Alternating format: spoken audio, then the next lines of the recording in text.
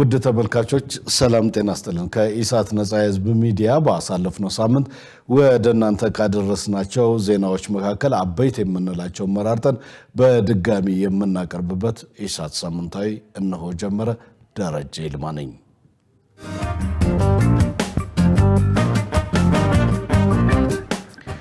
ለምርምር ወደ ሀገር ውስጥ የሚገባ አፈር መጤ አረምና በሽታ ስለሚያመጣ ጥንቃቄ ሊደረግ ይገባል የተባለው ባሳለፍነው ሳምንት ነበር። በሌላ በኩል በህዝብ ተወካዮች ምክር ቤት ለግብርና ጉዳዮች ቋሚ ኮሚቴ የቀረበው የእጽዋት ጥበቃና ኳራንታይን ረቂቅ የአዋጅ ማሻሻያ ቁጥጥር ያልተደረገባቸው የእጽዋት ምርቶች ወደ ሀገር እንዳይገቡ ይከለክላል ተብሏል። ገነት ዘዘው የግብርና ሚኒስቴር የእጽዋት ጥበቃና ኳራንታይን ረቂቅ የአዋጅ ማሻሻያ ለህዝብ ተወካዮች ምክር ቤት የግብርና ጉዳዮች ቋሚ ኮሚቴ በዛሬው ዕለት አቅርቧል። በዚህ ወቅት በግብርና ሚኒስቴር የእጽዋት ጥበቃና ቁጥጥር ጉዳዮች አማካሪ ተክሉ ባይሳ የተፈጥሮ ሀብትን ለመጠበቅ ከ1963 ዓ.ም ጀምሮ የህግ ማዕቀፍ ቢኖረውም ከጊዜ ወደ ጊዜ እየጨመረ የመጣውን ሰው ሰራሽና ተፈጥሯዊ ክስተት ለመቋቋም በተለይም በተባይ አማካኝነት በእጽዋት ሀብት ላይ የሚያደርሰውን ጉዳት ለመከላከል ረቂቅ አዋጁን ማሻሻል ተገቢ ስለመሆኑ ተናግረዋል። ማሻሻያው በሀገር ውስጥ ለሚመረቱ ቅድመ ምርትና ድህረ ምርት ላይ የሚያጋጥመውን የጥራት መጓደልና ተባይ ቁጥጥር ለማድረግ እንዲሁም ከውጭ የሚገቡ ቁጥጥር ያልተደረገባቸው የእጽዋት ምርቶች በሀገርም ሆነ በግብርናው ላይ የሚያስከትሉትን አደጋ ለመከላከል ማሻሻያው አጋዥ ነው ብለዋል። በረቂቅ አዋጁ ማሻሻያ ላይ በቀረቡት ሀሳቦች ከባለድርሻ አካላት በኩል ጥያቄ ተነስተዋል። ለምርመራ የሚገቡ አፈር አይነቶች ከምርምር በኋላ የሚወገዱበትንም ወይም ማምከን የሚቻልበት ፕሮቶኮል ተዘጋጅቶ በዛ ተገዢ መሆን እንዳለባቸው ካልተደረገ ለምርምር የሚገቡ አፈሮችም በሽታን የማዛመት እድላቸው ሰፊ ነው። እነዚህ አደገኛ እና ተዛማጅ በሽታዎችና መጤ አረሞች ወደ ሀገር ውስጥ እየገቡ ያሉበት ሁኔታ አለ። በድብቅ የሚገቡ ነገሮች አሉ ወደ ሀገር ውስጥ የሚገቡ እና ይሄንን ህግ ለመተግበር ይቻል ዘንድ የመረጃ ምንጮችን ማደራጀትና መጠቀም ያስፈልጋል። ምንድነው ከዚህ በፊት የነበረው አሰራር ላይ ክፍተት፣ ፍቃድ አሰጣጣችን ላይ ምንድነው የነበረው ክፍተት፣ የአሰራር ክፍተቶች ባልተጠቀሱበት ባልተነገሩበት ተባይና የእንትኑ ከአየር ለውጥ አንፃር ያለው ነገር ብቻ ተጠቅሶ ነው የተገባውና የቀድሞ አሰራር ምን ነበር ክፍተቱ ሚለውን ራሽናሌው ላይ ፈልጌ አጥቻለሁና እሱን ነገር ማብራሪያ ቢሰጥ አዲስ በሽታን ማወቅ መለየት አይደንቲፊኬሽን የምንለው እሱ የምንሰራው አሁን ውጭ ሀገር ልከን ከፍለን ነው። ያ ኢትዮጵያ ውስጥ ሊሰራ አይችልም። ችግኝም ዘርም ስናስገባ ለሀገራችን ስጋት ከሆኑ ነፍሳትን በሽታም አረምም የተመዘገበባቸው ሀገሮች ላይ እንዳይገባ ማድረግ አይቻልም ወይ? የሀገራችንን ደህንነት ለመጠበቅ ብዙ ክሮፖች እየጠፉ ያሉት በዛ ስለሆነ ያንንስ ማድረግ አይቻልም ወይ? ለተነሱ ጥያቄዎች የግብርና ሚኒስቴር አስረጂ አካላት ምላሽና ማብራሪያ ሰጥተዋል። አፈር በርካታ ተባዮችን ይዞ ሊመጣ ይችላል። እነዛ ተባዮች ለረጅም ጊዜ ሊቆዩም የሚችሉ ሊሆኑ ይችላሉ። ስለዚህ ይሄኛው ከመጀመሪያው ነው ከማስገባቱ ለምርምር ነው የተባለው። ማንም ሰው ሊያስገባው አይችልም፣ ክልክል ነው። ግን ለምርምር አስገባለሁ የሚለው ሰው ያንን ከተጠቀመበት በኋላ ለማስወገዱ አቅም አለው ወይ ተብሎ የሚታይበት ሁኔታ ይታያል የሚል በማብራሪያው አሳይተናል። የተለያዩ ተባዮች በሽታዎችና አረሞች ወደ ሀገራችን ሊገቡ የሚችሉበት ሁኔታ ስለሚኖር ተጋላጭነትም ስለሚኖረን ይሄንን የመቆጣጠርና ይሄን ደህንነት የማረጋገጥ ስራ መሰራት አለበት። ወደ ውጭ የምንልከውን የግብርና ምርት በአይነት በመጠን በጥራት ማሳደግ መቻል አለብን። ይሄ የእጽዋት ጥበቃና ኳራንቲን ረቂቅ አዋጅ እጅግ ወሳኝ የሚሆንበት ሁኔታ እንዳለ ሁላችንም የምናውቀው ነው። በምክር ቤቱ የግብርና ጉዳዮች ቋሚ ኮሚቴ ሰብሳቢ ሰለሞን ላሌ በሀገር ደረጃ የሚመረቱ ምርቶች ከ20 እስከ 40% በተባይ ጉዳት ስለሚደርስባቸው ችግሩን ለመፍታት በእጽዋት ጥበቃ ላይ በትኩረት መስራት ያስፈልጋል ሲሉ አሳስበዋል። በማርበርግ ቫይረስ እስካሁን የ6 ሰዎች ህይወት ማለፉን የጤና ሚኒስቴር ያስታወቀው በዚሁ ባሳለፍነው ሳምንት ነበረ። ሚኒስቴሩ ይሄን ያስታወቀው የቫይረሱን ስርጭትና ቁጥጥር አስመልክቶ በሰጠው ጋዜጣዊ መግለጫ ነው። ትዕግስት ተስፋ ያዘጋጅተዋለች። ሰላማዊት ሙሉጌታ እንደሚከተለው ታቀርበዋለች። የጤና ሚኒስቴር በዛሬው ዕለት የማርበርግን ቫይረስ የስርጭት መጠን እንዲሁም ቫይረሱን በመከላከልና በመቆጣጠር ላይ እየተከናወኑ ያሉ ተግባራትን አስመልክቶ ለመገናኛ ብዙሃን መግለጫ ሰጥቷል። የጤና ሚኒስቴር ዶክተር መቅደስ ዳባ በዚህ ወቅት እንዳሉት 11 ሰዎች በቫይረሱ እንደተያዙ መረጋገጡን ገልጸው ከነዚህ ውስጥ የ6 ሰዎች ህይወት ማለፉን ተናግረዋል።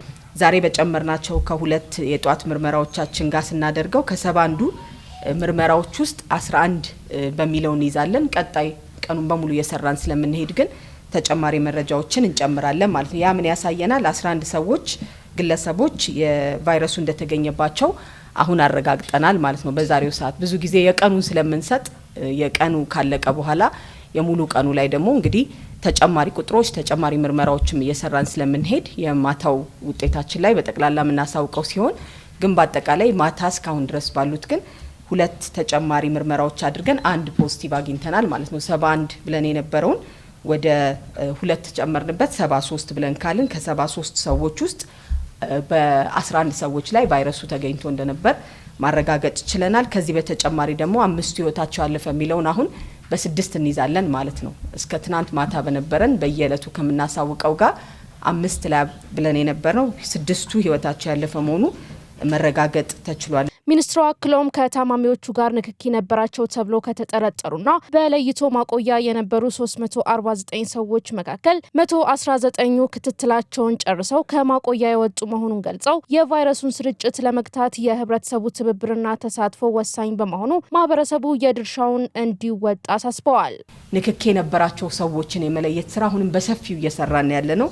ወደ 349 ሰዎች በተለያየ መልክ ከታማሚዎች ጋር ንክኪ የነበራቸውን በጣም አስፍቶ የመስራትና የነዛን የመለየት ስራ ስለሚያስፈልግ በዛ ውስጥ ቆጠራዎቻችንን ስናካሂድ እስከዛሬ አሁን ሰዓት ባለንበት ደቂቃ ከሆነ ወደ 349 ሰዎች ጋር ክትትል የለይቶ ክትትል ስራዎቻችንን እያደረግን ነው። ከነዛ ውስጥ ግን ወደ 119 የሚሆኑት የክትትል ጊዜ ገደብ ስላለው የክትትል ጊዜ ገደባቸውን ጨርሰው ከለይቶ ማቆያ ውስጥ እንዲወጡ ተደርጓል ማለት ነው። ከቦታ ቦታ ያሉ በፊት የነበሩ እንቅስቃሴዎችን በመለየት ከታማሚዎች ጋር ቀጥታ ንክኪ የነበራቸውን ሰዎች የመጀመሪያው መድኃኒቶችን የመስጠት የመለየት ከሌሎች ደግሞ ተጋላጭነታቸው እንዲቀንስ ህብረተሰቡ እስከዛሬ እያደረገልን እንደነበረው ተባባሪነቱን በመቀጠል የመከላከል ስራችንን አጠንክረን እንድንሰራ በዚሁ አጋጣሚ መግለጽ ፈልጋለሁ። የህብረተሰብ ጤና ኢንስቲትዩት ዳይሬክተሩ ዶክተር መሳይ ኃይሉ በበኩላቸው በሰለጠኑ የጤና ኤክስቴንሽን ባለሙያዎች በመታገዝ በሽታው በተገኘባቸው አካባቢዎች የቤት ለቤት አሰሳ በተጠናከረ መልኩ እየተከናወነ መሆኑን አስታውቀዋል። በገጠር ወይም በከተማም በገጠርም በተለይ የቤት ለቤት በሽታው በተገኙባቸው ወረዳዎች ላይ በጤና ኤክስቴንሽን ሰራተኞችና በሰለጠኑ የድንገተኛ የህብረተሰብ ጤና አደጋ ምላሽ ባለሙያዎች እንዲሁም ደግሞ በጎ መልእክተኞች ወይም በዚህ ሰልጥነው በቂ ስልጠና የወሰዱ ክህሎት ያላቸው ባለሙያዎች ተሰማርተው የቤት ለቤት አሰሳ የተደረገ ነው። የማርበርግ ቫይረስን ስርጭት ለመከላከልና ለመግታት በጤና ሚኒስቴርና በህብረተሰብ ጤና ኢንስቲትዩት ቅንጅት የክትትልና የቁጥጥር ስራ በስፋት እየተከናወነ እንደሆነ ተመላክቷል። በአፋር ክልል የተከሰተው የእሳተ ገሞራ ፍንዳታ ቀጣይነት ሊኖረው እንደሚችል የተጠቆመውም በዚሁ ባሳለፍነው ሳምንት ነበር። የተፈጥሮ አደጋዎች በተደጋጋሚ እየተከሰቱ በመሆኑ የከፋ ጉዳት እንዳይደርስ ጥንቃቄ ማድረግ እንደሚያስፈልግም ተገልጿል። መሰረት ባዩ በአፋር ክልል ከ10 ሺህ ዓመት በላይ ተዳፍኖ የኖረው ኃይሊ ጉቢ እሳተ ገሞራ ባለፈው እሁድ መፈንዳቱ ይታወቃል። ፍንዳታው የለቀቀው አመድም ከ10 ኪሎ ሜትር በላይ ወደ ላይ በመጓዝ በአካባቢ አየር ውስጥ መግባቱ ይታወሳል። በአዲስ አበባ ዩኒቨርሲቲ የጂኦፊዚክስ ህዋ ሳይንስና አስትሮኖሚ ተቋም ከፍተኛ ሲስሞሎጂስት የመሬት መንቀጥቀጥ ሳይንስ ተመራማሪና መምህር ፕሮፌሰር አታላይ አየለ የመሬትን እንቅስቃሴ በሚመለከት ከውጭ ሀገር ባለሙያዎች ጋር በቅንጅት በመስራት በእሳተ በሳተላይት ክትትል እንደሚደረግ ተናግረዋል። እሁድ ጠዋት የተከሰተው የእሳተ ገሞራም የፈጠረው ጭስና አመድ ወደ ሩቅ ምስራቅ ሀገራት ድረስ ይሄድ እንደነበር አስታውሰው አሁን ላይ ይህ የእሳተ ገሞራ እየቀነሰ ቢሆንም ቆመዋል ለማለት አስቸጋሪ ነው ብለዋል። ከዚህ ቀደም ከሚከሰቱ የእሳተ ገሞራ ፍንዳታዎች አስቀድሞ የመሬት መንቀጥቀጥ ወይንም ንዝረት ምልክት እንደሚታይ አንስተው ከሃይሊ ጉቢ እሳተ ገሞራ ፍንዳታ ጋር በተያያዘ ግን ብዙ የተመዘገበ ነገር እንደሌለ ተመራማሪው ገልጸዋል። እንግዲህ እንደሚታወቀው ከመሸነው እሁድ ጠዋት ከፍተኛ የሆነ ፍንዳታን የሚያስከተለ የእሳተ ገሞራ ፍንዳታ በሃይሊ ጉቢ የምትባለው ቮልካኖ ከኤርታሌ አጠገብ የሆነች ቮልካኖ ነው የፈነዳው። ምንም የመሬት እንቅስቃሴ የጎላ እዚህ ብዙ ኢትዮጵያ ውስጥ ባሉ ጣቢያዎችን ጎልቶ ያልተመዘገበ ግን የጭስና የአመዱ መጠን በጣም ወደ ላይ እስከ 14 ኪሎ ሜትር ድረስ ወደ ሰማይ የመጠቀና እሱ በነፋስ እየተገፋ ወደ ሩቅ ምስራቅ ድረስ የሄደ እስከ ህንድ ድረስ ሄዶ ተጽዕኖ ማሳደር የቻለ ነው እንግዲህ እስካሁን የታየው ማለት ነው። አሁን ቀንሷል፣ ግን ያ ማለት ቆመ ማለት ላይሆን ይችላል። ያለውን ሁኔታ እየተከታተልን ነው። ይሄ ነው ያለው። ጉዳት በመሬት ላይ ምን እንዳደረሰ እስካሁን ያወቅነው ነገር የለም በአካል ስላልሄድን። ሌላ ግን ከአፋር ሰመራ ዩኒቨርሲቲና ከአፋር ክልል አደጋ ቢሮ ሄደዋል በመስክ የደረሰ ጉዳት ካለ ለማየት። እሱ እንግዲህ ተጠራ መረጃ ሲመጣ ምን ይሆናል ማለት ነው። የተፈጥሮ አደጋ ቅጽበታዊ በመሆኑ ጥንቃቄ ማድረግ ይገባል ያሉት ፕሮፌሰሩ ህዝቡን ማስገንዘብና በመሳሪያና በሰው ኃይል መዘጋጀት ያስፈልጋል ብለዋል። የተከሰተው የሃይሊ ጉቢ እሳተ ገሞራ አሁን ላይ የቀነሰ የመጣ ቢሆንም ቀጣይነት ሊኖረው ስለሚችል የከፋ ጉዳት እንዳይደርስ ዝግጁ ሆኖ መጠበቅ እንደሚገባ ፕሮፌሰር አታላይ አየለ አስረድተዋል። ይሄ የተፈጥሮ አደጋ እንግዲህ በተደጋጋሚ እየጎበኘን ስለሆነ አማክሮ የሚመጣ ስላልሆነ ጥንቃቄ ማድረግ ጥናት ማድረግ የህዝብ ደግሞ የያዘበት ስራ ይሄ አውትሪች በመገናኛ ብዙኃንም ሆነ በስኩል ከሪኩላ ዞን የማስተማር በመሳሪያም ሆነ በሰው ኃይል መዘጋጀትና አቅምን የመገንባት ነገር ይጠበቃል። ባለፈው ሁለት ጠዋት በፈነዳ መጠን ምንም የሚታይ ምልክት የለም። ቀጣይነት ሊኖር ይችላል። ስለዚህ ያንን ያው ተዘጋጅቶ የከፋ አደጋ እንዳያደርስ በክትትል ተዘጋጅቶ መጠበቅ ያስፈልጋል። በመሬት እንቅስቃሴ ደረጃ ድሮ ከምናያቸው የጎላ ነው ማለት አይቻልም። የተጠቃለለ የአካል ጉዳተኞች ሕግ ተግባራዊ እንዲሆን የተጠየቀውን በዚሁ ባሳለፍነው ሳምንት መጨረሻ ነበረ። የዘንድሮውን የአካል ጉዳተኞች ቀን በትግራይ ክልል ለማክበር ዝግጅት መጠናቀቁም ተገልጿል። ትዕግስት ተስፋዬ አዘጋጅተዋለች። መሰረት ባዩ እንደሚከተለው ታቀርበዋለች። በዓለም አቀፍ ደረጃ ለ34ኛ ጊዜ በኢትዮጵያ ደግሞ ለ33ኛ ጊዜ አካል ጉዳተኝነትን የሚያካትት ማህበረሰብ መገንባት ለተሻለ ማህበራዊ እድገት በሚል መሪ ቃል የአካል ጉዳተኞች ቀን በትግራይ ክልል እንደሚከበር ተገልጿል። ሁነቱን አስመልክቶ የሴቶችና ማህበራዊ ጉዳይ ሚኒስቴርና የኢትዮጵያ አካል ጉዳተኞች ማህበር ኮንፌዴሬሽን በጋራ በመሆን ለመገናኛ ብዙሃን መግለጫ ሰጥተዋል። ከጋዜጠኞች ለተነሱ ጥያቄዎች ማብራሪያ ተሰጥቷል። በዚህም የሚወጡ ረቂቅ ህጎች ለትግበራ ጌት መሰረታዊ ምክንያት ምንድነው ተብሎ ለተነሳው ጥያቄ የሴቶችና ማህበራዊ ጉዳይ ሚኒስትር ዴኤታ ሁሪያ አሊ ተከታዩን ምላሽ ሰጥተዋል። የተጠቃለለ የአካል ጉዳተኞች ህግ የሚል የተሰራ እንደነበረና ሂደት ላይ እንደነበረ ነው የተቀላቀልኩት። እሱን እንዲጸድቅ ብዙ ሂደቶችን ሂደናል። እንግዲህ በጣም ከፍተኛ የባለድርሻ አካላት የተሳተፈበት ፖሊሲ ቢኖር ይሄ ረጅም ውይይት የተደረገበት ነው። ነገር ግን ህጉ እንዲጸድቅ እንደ ፍትህ ሚኒስትር ይሄንን የህግ ሲወጣ የሚከታተል የሚያስተባብር ፍትህ ሚኒስትር ነው። እንደ ሀገር ፖሊሲ መጀመሪያ ሊኖረን ይገባል። ለምሳሌ የህፃናት ፖሊሲ አለ፣ የወጣቶች አለ፣ የሴቶች አለ። ኢትዮጵያ ግን ፖሊሲ አልነበራትም የአካል ጉዳተኞች። ስለዚህ ፖሊሲው መቅደም አለበት። ፖሊሲው ቀድሞ ለተጠቃለለ ህጉ ማመላከት አለበት የሚል ኮሜንት ሰጡን። ስለዚህ በዛ አስተያየት መሰረት በተቻለ መጠን በፍጥነት ለመስራት ነው የቻልነው። በዓሉን በትግራይ ክልል ለማክበር ምቹ ሁኔታ አለ ወይ በሚል ለቀረበው ጥያቄ ሚኒስትር ዴኤታዋ ከትግራይ ክልል ጊዜያዊ አስተዳደር ጋር በመነጋገር ሁነቱን ለማከናወን የዝግጅት ስራ ተጠናቋል ብለዋል። እንግዲህ የኢትዮጵያ መንግስት እንደምታውቁት የሁል ጊዜም የመጀመሪያ ምርጫው ሰላም ነው። በሰላም የመኖር ምርጫ ነው።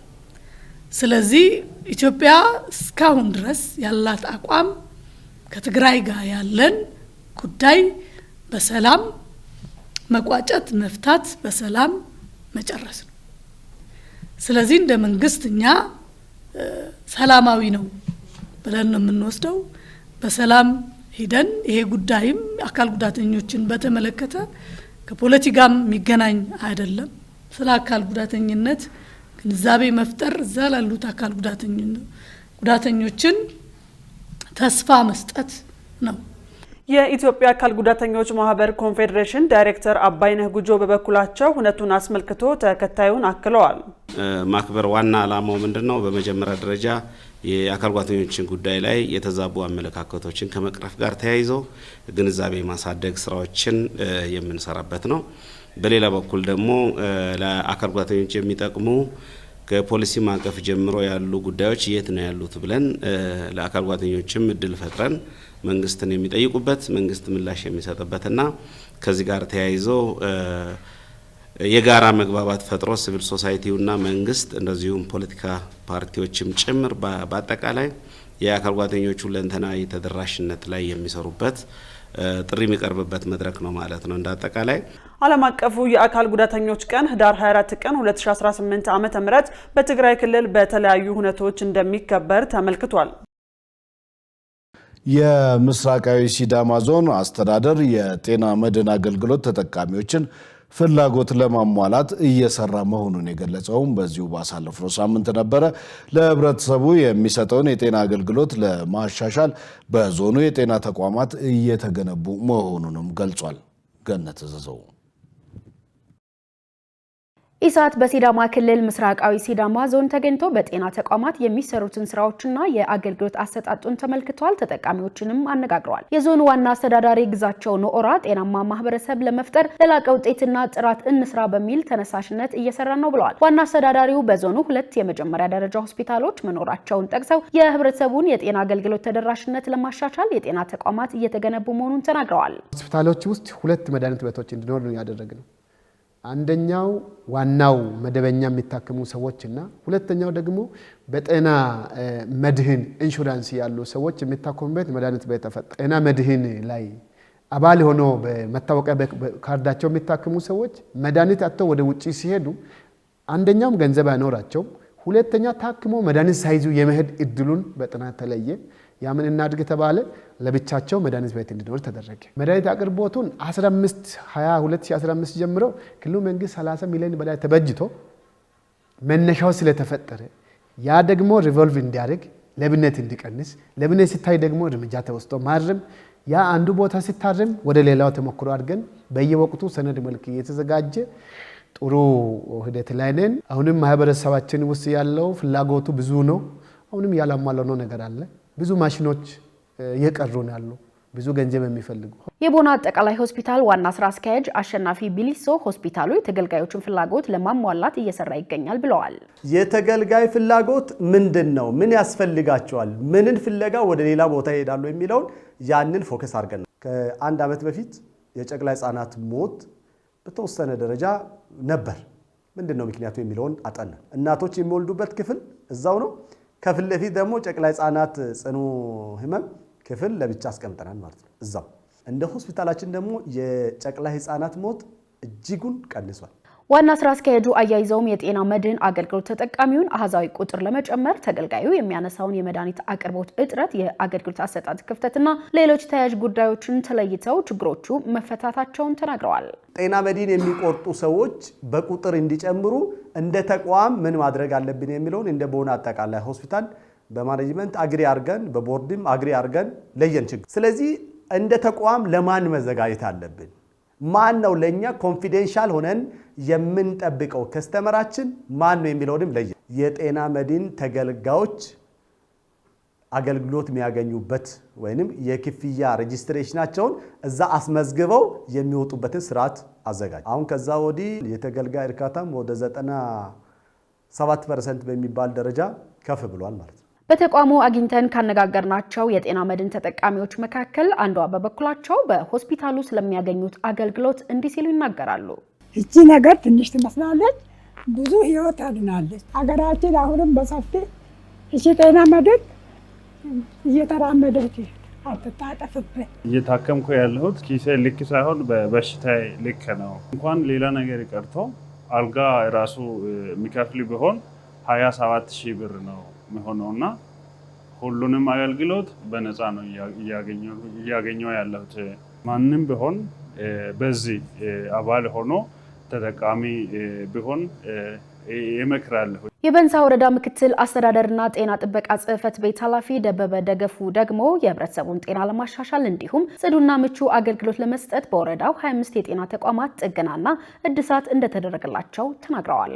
የእናቶችና ህጻናት ሞትን ከመቀነስ አንጻር ማህበረሰቡ የንቅናቄ ስራ በደንብ ተሰርቶ ጤና ኤክስቴንሽኖች ቤት ለቤትም እየሄዱ ለምሳሌ እናቶች ወደ ጤና ጣቢያ መጥቶ እንዲወልዱ እዛ በጤና ኬላ የእናቶች ፎረም ወይም እርጉዝ እናቶች ፎረም አለ። እሱን በየወሩ አንዳንዴ በሁሉም ቀበሌ የሚደረግበት ሁኔታ ነው ያለው።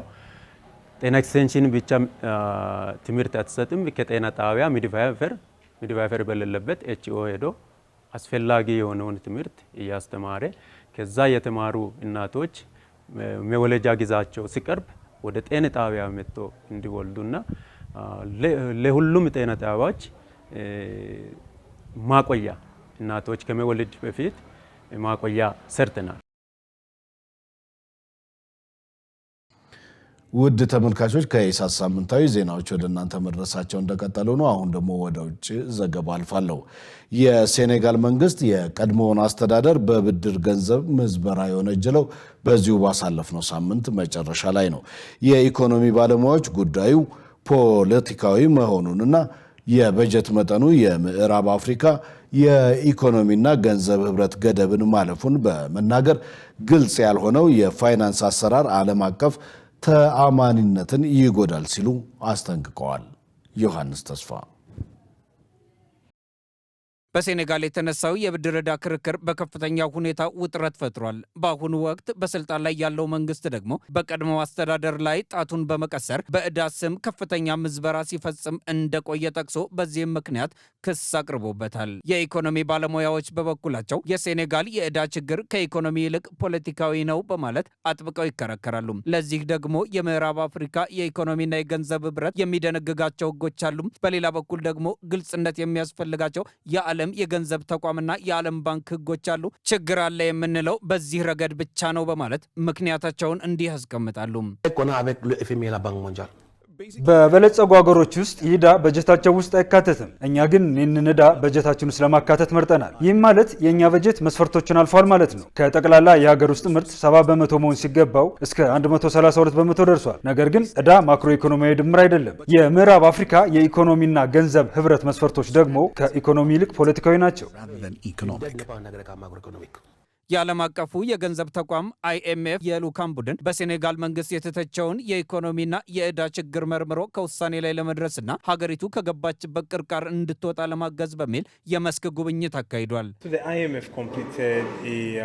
IMF የሴኔጋልን ተልዕኮ አጠናቋል። በጣም ውጤታማ ነበር። እንደ አንዳንድ የአፍሪካ ሀገሮች ሁሉ ሴኔጋል ጉልህ የሆነ የተደበቀ የዕዳ መጠን ይዛ ተገኝታለች። ይህ ዕዳ ከዓለም አቀፍ አጋሮች ጋር የተያያዘ ነው። ይህ ማለት ዓለም አቀፍ አጋሮቿን እንዲሁም የባለ ብዙ ወገን ወዳጆቿን የተሳሳተ የዕዳ አሃዝ በመስጠት የልማት ጥረቷን አበላሽታለች። በዚህ ምክንያት ነው IMF በቅርቡ ሴኔጋልን በጎበኘበት ወቅት ምንም አይነት ድምዳሜ ያላደረገው። ነገር ግን ጉብኝቱ ሴኔጋልን በፕሮግራሞቹ ለማካተትና ለመደገፍ እንዲችል መሰረት ጥሏል። ትላልቅ የጋዝ ክምችቶችን በቅርቡ በገፍ ካገኘችና እንደ ግብርና ያሉ ዘርፎችን በፍጥነት እያሳደገች ካለች ሀገር በቀጣዮቹ ወራት ከ4.5 እስከ 5 በመቶ እድገት ይጠበቅባታል። ነገር ግን የህዝብ ሀብት ግልጽ በሆነና አሳማኝ በሆነ መንገድ እንዳልተመራ መቀበል አለባቸው እየተባለም ይገኛል። የሴኔጋል ኢኮኖሚ በግብርና በነዳጅና በጋዝ በተወሰነ ደረጃም በቱሪዝም የተነቃቃ ጠንካራ አፈጻጸም አሳይቷል። በዚህ ዓመት አብዛኞቹ ዓለም አቀፍ አጋሮች ከነዳጅ ወጪ ያለው የሴኔጋል ኢኮኖሚ ከ4.7 በመቶ እስከ 5 በመቶ እንደሚያድግ ተነብያሉ። ነዳጅና ጋዝን ካካተቱ ደግሞ የኢኮኖሚ እውነተኛ ጠቅላላ የሀገር ውስጥ ምርት እድገት በአማካይ ከ7.9 በመቶ እስከ 8.5 በመቶ ሊደርስ ይችላል። ስለዚህ የሴኔጋል ኢኮኖሚ ጠንካራ ነው። በተጨማሪም የሀገሪቱ ኢኮኖሚ እየጨመሩ የመጡ የተለያዩ የገቢ ምንጮች አሉት የሚሉት ባለሙያዎቹ በሚቀጥሉት 10 ዓመታት ከፍተኛ ገቢ ያላት የመሆን እምቅ አቅም እንዳላት ያነሳሉ። ይህ ግን የሚጀምረው የህዝብ ሀብት አስተዳደር ከሽፏል የሚለውን በመቀበልና ይህንን በማረም ነው። ስለዚህ ባለስልጣናት ለግልጽነትና ለበጀት ስርዓት ተግባራዊነት ያላቸውን ቁርጠኝነት ማድነቅ አለብን ይላሉ። እዳው በራሱ ችግር ባይፈጥርም መደበቁ ከዓለም አቀፉ የገንዘብ ተቋምና ከሌሎች የባህር ማዶ አጋሮች ጋር የሚኖራትን ግንኙነት በማሻከር የሴኔጋልን ታማኒነት ይጎዳል። ይህንን ሁኔታ ሰፋ አድርገን ስንመለከተው ደግሞ የአፍሪካ ሀገራት ዓለም አቀፍ ገበያዎችን እንዳያገኙ እንቅፋት ይሆንባቸዋል። ዜናውን ስናጠናቅር ሲጂቲኤንን ዋቢያችን አድርገናል።